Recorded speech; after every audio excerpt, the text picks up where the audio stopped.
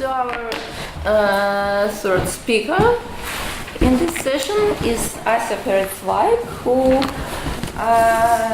will give a talk with the title Modeling Topic and Focus, Evidence from Russian Eventive Nominalizations.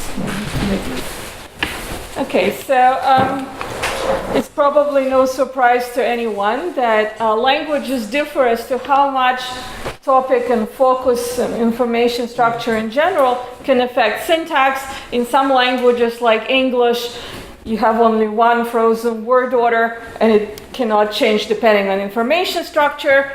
On the other side, we have languages like Russian that use word order extensively for encoding information structure, and some languages like Italian are in the middle that you can have different word orders, like you can have VOS in addition to SVO, but not VSO, to encode exactly those kinds of information structural concepts. So one question would be what sort of parameter or parameters encodes facts that are illustrated here. And there are generally two approaches to modeling topic and focus. The cartography approach that was started by Luigi Rizzi in his famous paper, proposing that topic and focus are encoded by specialized functional projections in the split CP layer. So instead of just one CP, you have all of these projections on top of IP or tensP. And the alternative that's been emerging more recently is the anti-cartographic or non-cartographic approach, proposed in works such as Neelman and van der Koot. And instead of relying on functional projections, they say that topic and focus are encoded via mapping rules and licensing rules, and we'll see some of those a bit later as well. And depending on which approach we take, the parameters that distinguish languages, like was shown on the first slide, would be of different nature. In the cartographic approach, the relevant parameters are syntactic. So as Cinque and Rizzi say, languages differ in the types of movement that they admit and which heads and specifiers are realized overtly. So all of the stuff that happens in syntax proper. Whereas in the anti-cartographic approach, information structure parameters, or the variation is in the mapping rules that associate syntactic structures with either phonology for purposes of prosody or LF semantics, or maybe information structure if that's a separate level of representation or a separate interface. But crucially, the parameters are going to be post-syntactic. The cartographic approach in general rests on three pillars, and I'm going to describe them now, and I'm going to show in this talk later that all of these pillars of cartographic approach are challenged by the kind of data I'm going to look at. So the three pillars of the cartographic approach, the first one is the one feature, one head principle, which says that each morphosyntactic feature and topic and focus are considered morphosyntactic features, correspond to some syntactic projection and syntactic head, a specific slot, and the functional hierarchy. So basically that's exactly what Rizzi's analysis relied on. The second pillar, which is not logically necessary, but most work in the cartographic approach relies on it, is Keynes' Anti Symmetry, because Anti Symmetry allows us to have phrases that are very sort of uniform, like little Lego pieces that can then just be stacked one on top of the other. It allows for right branching structures only, spec head complement orders. There's no multiple specifiers and there's no junction, or rather there is a junction of only one thing, which is one specifier. And in order to get the right word orders, the anti-symmetrical cartographic approach has to rely very heavily on remnant movement because there's no rightward movement. So this is why cartographic approach relies heavily on anti-symmetry. The third pillar is that movement is triggered because we have those functional projections that carry the relevant morphosyntactic features, and you get some kind of probe-goal relations. So it's crucially unexpected that the movement of a certain phrase X would have interpretative effects on some other phrase Y, right? If that thing is a topic, it has to move to a topic phrase. So things don't move for something else to have some interpretative effect. And we'll see that that's not what happens in our data. So I'm going to look at Russian eventive nominalizations, and I'm going to show how they make dents in each of those three pillars, and therefore I think that anti-cartographic approach is the correct way to go as far as topic and focus goes. So Russian eventive nominalizations, you have examples in 1A and B, and what's shown here is that, as was noted in previous literature, the order of the two arguments, which I'm going to, for simplicity, call S and O, external and internal arguments, the order of the arguments can be flipped. You can have both orders. And surprisingly, there is not much discussion of this fact in the literature, but I'm going to talk a little bit in a moment about what is said about it. But a little background on the structure that I'm assuming, following some of my earlier work and also joint work with Katerina Lutikova. I've proposed somewhere that Russian eventive nominalizations are like the centaurs of a classical mythology that are half human, half horse creatures. In nominalizations, we have they're half verbal, half nominal. The bottom half is the verbal functional structure, which includes as much as the aspect phrase, which hosts the secondary imperfective eva, which according to Sergei Titivosov is the highest verbal aspectual element that can be included in nominalizations. And on the top, we have nominal projections, which include not only DP as in earlier analyses for other languages like English, for example, but also such low projections as little np. And the derived noun itself is in little n. It's pretty low. Here, ... stands for things like quantify a phrase, classify a phrase, maybe projections for adjectives, all sorts of other nominal functional projections. So in his work, Len Babby mentions that you can get both word orders, and he says, oh, it's the usual Slavic, free word order stuff. In particular, he notes that if one of the arguments is pronominal, then it comes first. And that's true regardless of whether the pronominal argument is the S or the O. And similarly, though not noted by Babby, is that we have some kind of heavy NP shift effect, that if one of the arguments is structurally heavy, then it comes second. So you have bold-faced arguments that are heavy. Again, regardless of whether it's S or O, it comes second. So in this talk, I'm going to very quickly go over the first three questions listed here because I realize I won't have time to talk about them in detail, but I've already talked about them in my facile presentation, and the paper can be made available to anyone who's interested. I'm going to then focus more on the questions that were not touched upon in my earlier work. So the first question to ask is whether the two orders of the arguments are derivationally related, and I believe that that is indeed the case because there is no difference between the two word orders in any essential properties like adverbial modification, aspectual possibilities, argument structure. The only difference really has to do with information structure. And in order to figure out which order is the merge order and which one is derived, I applied Antoniuk's scope freezing generalization, which says that basically the merge order, the base order, is ambiguous, scopally ambiguous, and the derived order has this scope freezing effect. And based on that, I've shown that the basic order, merge order, is S over O and not the reverse. And interestingly, it shows up in situations where we cannot tell from morphological marking which of the arguments is which happens if the internal argument, the O, is lexically case marked with genitive and touch. Takes genitive, manage takes instrumental, and then the external argument is in the same morphological case. Those are interpreted uniformly as SO, and this is reminiscent of Jakobson's examples and clauses like might любит дочь, where you can't tell which is S and which is O, and they're interpreted as SO and not OS. And this was experimentally confirmed by Irina Siket in experimental work. So if the SO is the underlying order, then how is the OS order derived?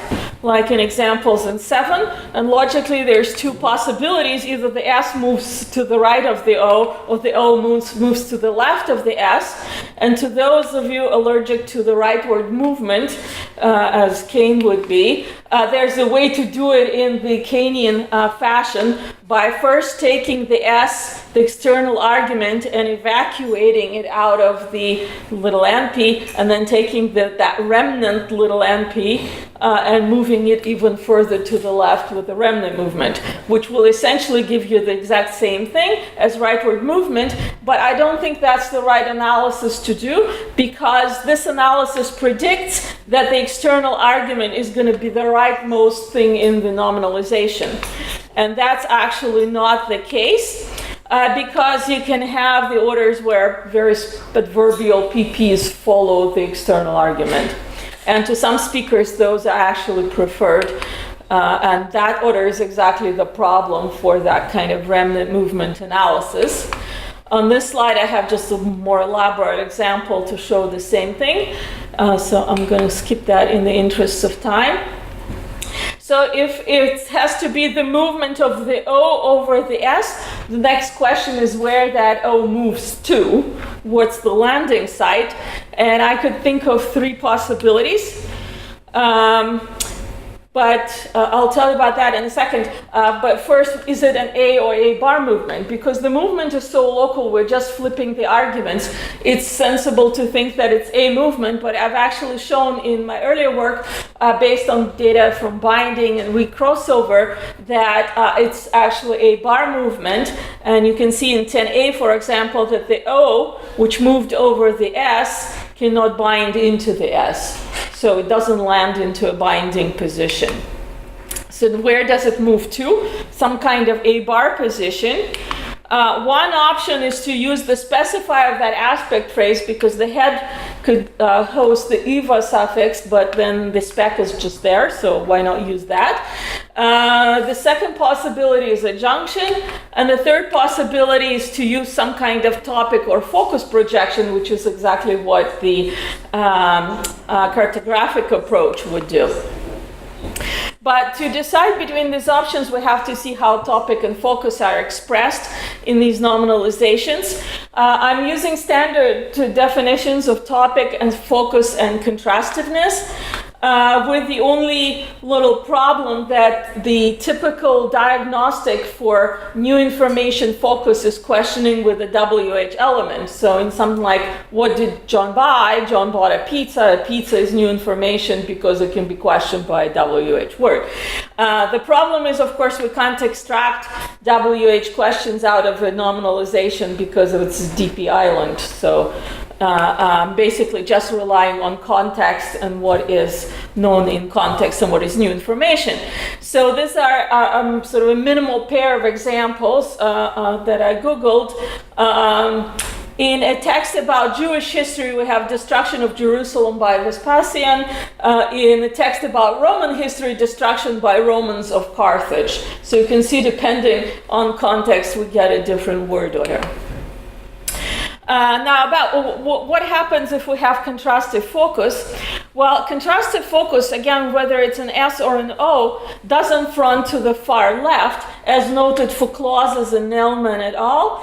They say that contrastive foci typically occupy positions to the far left. And in nominalizations, the contrastively focused element cannot precede the derived noun. In isolation, it can be sort of massaged to be sort of okay-ish for some speakers, but if you embed the nominalization in a sentence, that it becomes rather unacceptable to have it that far to the left. It becomes better if it occupies the medial position after the derived noun, but before the non-contrastive element. The non-contrastive focus element argument. But for some speakers, this is dispreferred. And the best position for contrastively focused argument, again, whether it's an S or an O, is actually the final position. But final should be understood final among the arguments because PP adjuncts can follow even that. So the best place here would be разрушение римлянами Иерусалима, а не Карфагена. Or разрушение Иерусалима римлянами, а не вавилонянами. In the final position among the arguments. Again, contrary to Nailman et al. And on this slide, I just put a couple of naturally occurring examples that Google found for me. So here in 16a, сперва присоединение к СССР, а потом захват Львова немцами. The underlined elements are the ones that are the contrastive focus. So in захват Львова немцами, you can see that the contrastively focused element is in the rightmost position among the arguments, or in general, nothing follows. 16b is just the same phrase in a different example. If we have a contrastive topic and contrastive focus, then as is typical for such constructions in clauses, contrastive topic precedes contrastive focus, triggering a particular intonational contour. And again, it doesn't matter whether we have a contrastive topic S or contrastive topic O, it precedes the other argument, like разрушение Сталинграда немцами и Берлина союзниками. Or разрушение немцами Сталинграда и союзниками Берлина. Okay, so how can we capture such facts? In particular, can we capture them by relying on topic and focus projections? And this brings me to the issue of proliferation of topic and focus projections in the literature. So it started with Rietz's work and having topic and focus positions in clauses in the very high clausal position in the clausal left periphery in the split CP. Soon thereafter, Belletti proposed that there's also a set of topic and focus projections much lower in the clause at the left periphery of little VP phase. And what about nominals? Well, there's topic and focus phrases there. So around the same time as Rietz's work, Giusti proposed that there's also topic and focus phrases in the split DP. So that would be above or intermixed with other DP level elements. None of those would work for us, seemingly, because we have nominalizations, but not as high as split DP. We need something that's lower in a nominalization. And in fact, there is a projection, a set of topic and focus projections that were proposed to occur at the edge of the little np. And that would seem to work for us, except it won't, because even that is still too high. So here I have a tree. Giusti's topic and focus phrases are above DP. And another set was proposed to be above little np. We need them lower than that. So we need yet another set of topic and focus projections. And the question is whether we can actually rely on the topic and focus projections that were proposed to be at the left edge of the little VP by Belletti, because we do have that lower portion of the clause, the little VP, so maybe that triggers those projections that Belletti proposed. The reason I don't believe that's the way to go is because I don't think it actually necessarily follows, even for Belletti's own data, that we have such projections. In particular, what she shows is that post-verbal subjects in Italian are low, and from that she jumps at the conclusion that they're in a low focus phrase because she just assumes cartographic approach. We're trying to decide between the two. We can't assume something and then use that to prove that that's the case. That would be circular logic. But there's nothing in her data that actually requires them to move into a dedicated focus projection, as opposed to just being in situ. And there's work by Brunetti and Same Clodovici on the same Italian data that shows that those low focus subjects are in situ. So short of actually proving for Belletti's own data that we have such topic and focus projections at the left edge of little VP, I don't think we should drag them into nominalizations either. Okay, well, let's review our three pillars of cartography and how far we got with that. So the first pillar was the one feature, one head principle. That principle is violated if the object moves into spec of aspect phrase. That was one of the options for its landing site, because aspect phrase is what hosts a spectral morphology. You can't do double duty for also hosting something becoming a topic. So that's not good. It's also violated, I think, by proliferation of topic and focus projections, because we have seemingly the same topic feature, the same focus feature, and a lot of different projections where it can be checked. Okay, the second pillar was the anti symmetry, and this pillar is violated if the object moves into an adjoint position. That was our second option for the landing site for the O moving around the S. And the third pillar, the triggered movement, is also violated because in examples of OS order, without any contrastiveness, the O moves to get out of the way of new focus, the S being new focus on the right. It seems that the new focus is purely linear or positional, and the O moves away to allow for the S to be the new information focus. It's also violated by the optionality of contrastive focus triggering movement or staying in situ. So that's another problem. So instead of going the cartographic route, the analysis that I'm developing for this is the development of Nailman et al.'s proposals that relies on such features as topic, focus, and contrast can co-occur with either topic or focus, and that's how we get contrastive topics and contrastive foci. According to Nailman et al., we have then licensing rules, such as the rule that says the focus is licensed in the closed final position. What I'm adding here is that it can also be licensed in nominal final positions for nominalizations. And then we have a set of mapping rules which account for various features, how they translate into intonational contours. I'm always confused about all the numbers of these contours. If I got them wrong, then please correct me. So that's it. I think we have time for questions. Thank you. That's great. We've got plenty of time for discussion and questions. So, yes, Sasha, please. I want to ask you to return to the slide where a structure with two genitives was represented. The touching examples? Yes.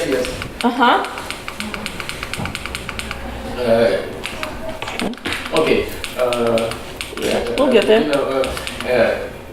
Yes. Yes, perhaps here if this example is possible, it seems that the order should be like this, but it's interesting that there are examples where there are two genitives. Perhaps they are not fully acceptable either, but their order is reversed. There's something like исследование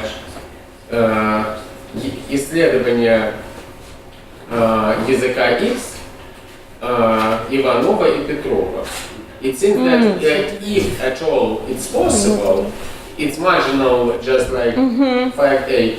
The order should be like this, because исследование Ivanova и Petrova языка X is absolutely prohibited. Yes. So what would you say? The examples like the one you mentioned, those are not eventive nominalizations, they're the resultative or result nominals.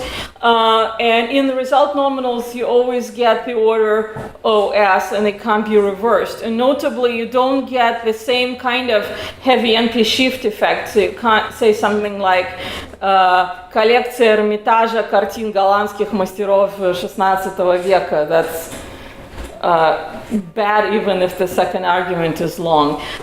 So that's different. And I think you get with исследование, you get a difference between исследование языка X Ivanova и Petrova versus исследование языка X Ivanovым и Petrovым, which is flippable and which denotes an event rather than the actual like paper or something like that's not an event. I agree, totally agree. Yes, I know you would. Other questions? Tanya? I was just two questions. The first one is a clarification question. So, so I'm wondering which of the options you actually chose in the end, movement options, I mean. Among those you mentioned, movement to spec aspect phrase, junction, etc. Yeah. I think I missed it.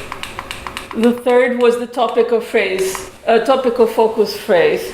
Yeah, so this is sort of a case of pick your evil. I personally pick the adjunction because I don't mind so bad, to have a junction, because I think the aspect is really, it already has a function of denoting aspect, and I don't like the proliferation of topic and focus, which seems that people just stick it wherever they need by data. That's kind of the main problem I have with the cartographic approach, is that they can actually get any word order facts that they need to get, because the technology of having this evacuation followed by remnant movement is very, very powerful. So the examples that I mentioned that are problematic, like these examples, they can get that too by evacuating the PP and then evacuating the external argument even higher and then moving the remnant. But there's no reasons to do those evacuations first other than to get the word order facts right. So I think it kind of really sort of detracts from the theory. I agree, yeah, it's more attractive. And another question is,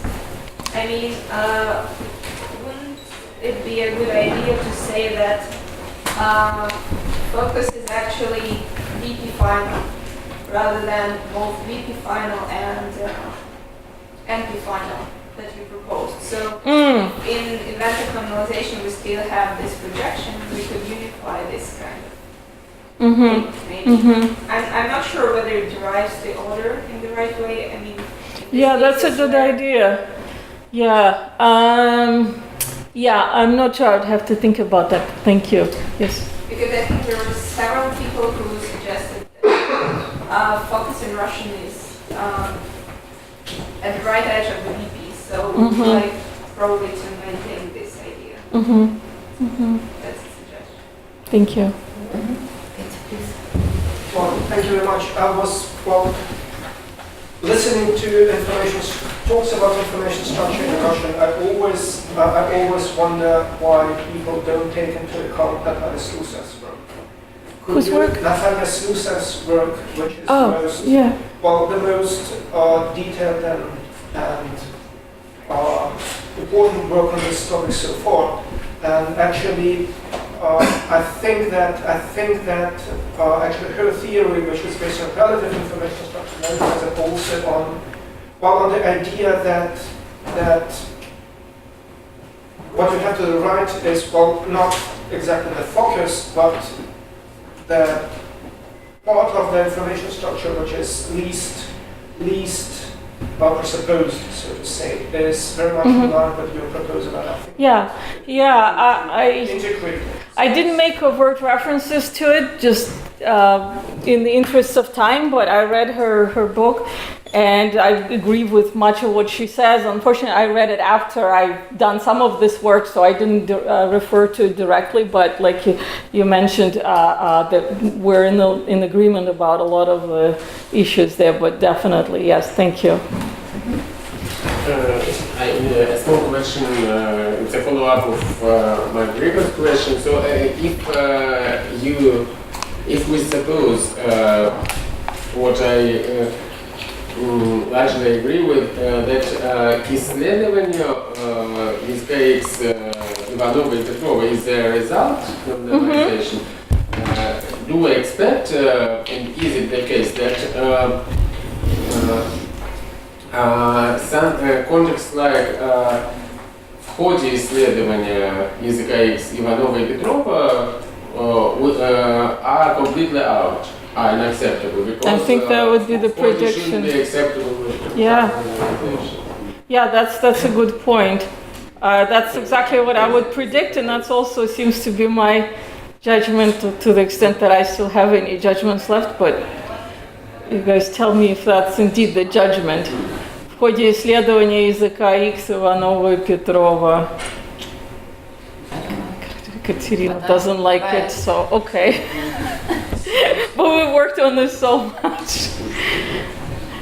Yes. Yeah, my question is probably just out of my ignorance in the language. So you said that such as example is Lithuania is resultative, and the other example that you gave, like Kazania and Slovenia, they are eventive. And Yes. can you tell me how to tell them from each other, which are eventive and resultative? Well, eventive denote events, whereas resultative can denote objects or people. And you can have various sort of tests to distinguish them, like в ходе, which is in during or in the course of, and that only works with eventive. You also can use different predicates, like took a long time would work with eventive, would not go well with resultative nominals, and resultative nominals would work with predicates of location, for example.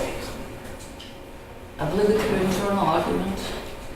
Obligatory internal argument, that's another yes. So that would be for resultatives, but not Yeah, for... but it seems like you kind of test whether it's resultative or eventive by looking at the word order. No, not at all. The resultative only allows one word order, and the eventive allows two. So we can actually just stick to the order, the OS order, which the resultative allows, and disregard the other possibility for eventive and still have contrasting minimal pairs. One difference would be in the case marking, but case marking is kind of complicated because of the possibility of lexical case. But if there's no lexical case, then the external argument is going to be in the instrumental and eventive nominalizations and in the genitive in the resultative nominals. But I'd rather just kind of test them by using these other diagnostics that I mentioned and Katerina added too. So thank you, Asya. Thank you.